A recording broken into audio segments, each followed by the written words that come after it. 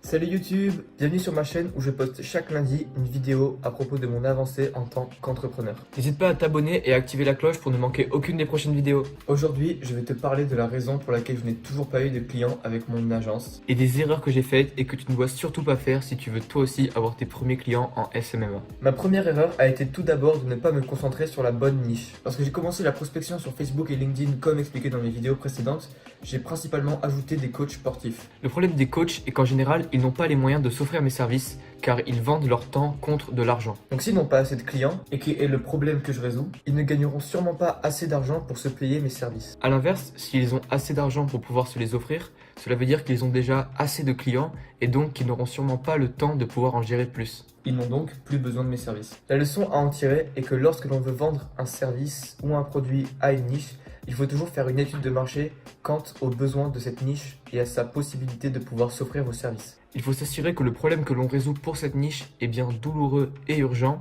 et qu'ils ont les moyens de pouvoir se payer vos services. Dans le cas des coachs sportifs, soit le problème est bien douloureux et urgent, mais ils n'ont pas les moyens de s'offrir mes services, soit ils en ont les moyens, mais le problème n'est alors plus douloureux et urgent. C'est pour ça que j'ai décidé de me concentrer principalement sur les salles de sport, car ils ont le besoin d'avoir plus de clients et les moyens pour s'offrir mes services. La deuxième erreur que j'ai commise est de suivre trop machinalement mon script de vente lors de mes appels stratégiques. Lorsque vous faites une consultation ou un appel stratégique, il est vital d'avoir un script de vente pour diriger votre appel. Cependant, il ne faut surtout pas lire votre script comme un robot, car sinon votre prospect s'en rendra compte et vous perdrez alors toute chance de le closer. Lorsque vous vendez des prestations chères, alias high ticket, votre appel de vente est la partie la plus importante de votre processus pour signer un nouveau client. Il est donc vital d'être excellent lors de cet appel.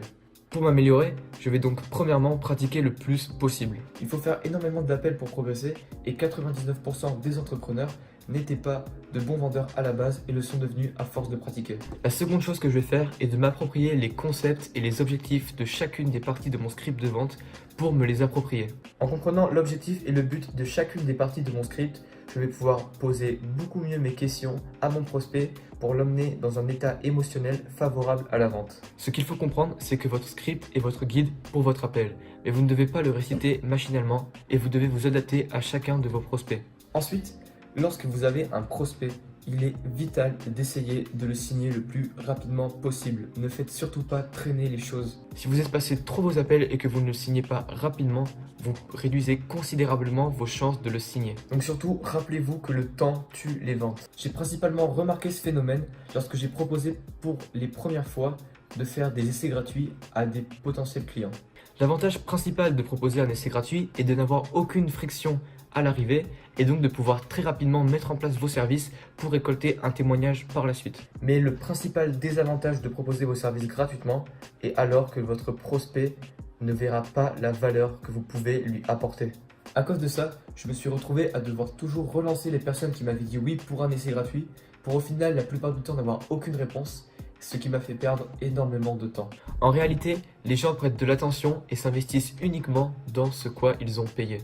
Moi, qui étais tout à fait innocent à l'époque, je me suis dit que chaque personne qui avait dit oui pour faire l'essai gratuit allait pouvoir mettre en place le système dans leur activité dès la semaine suivante. J'allais leur mettre en place un système qui allait leur apporter des clients de façon automatique et en plus gratuitement.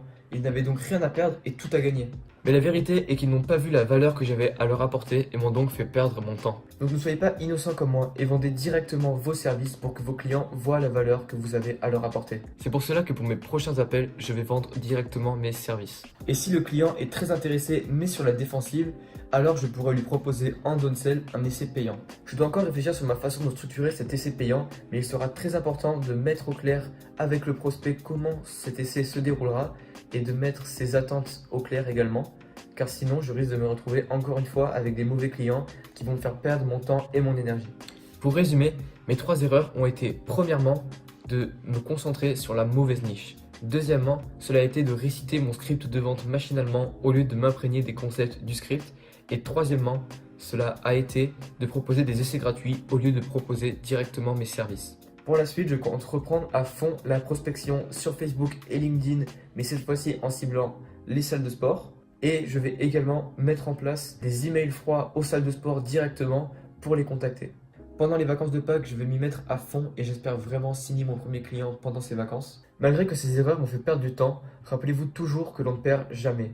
Soit l'on apprend, soit l'on gagne. Merci beaucoup d'avoir regardé cette vidéo. N'hésite pas à me poser des questions en commentaire, particulièrement s'il y a des mots que tu comprends pas comme prospect, downsell ou high ticket. Like la vidéo si elle t'a plu et surtout si elle va te permettre d'éviter de reproduire les mêmes erreurs que moi. Abonne-toi et n'oublie pas d'activer la cloche pour ne pas manquer le jour où je réaliserai mes rêves. C'était Noah, ciao.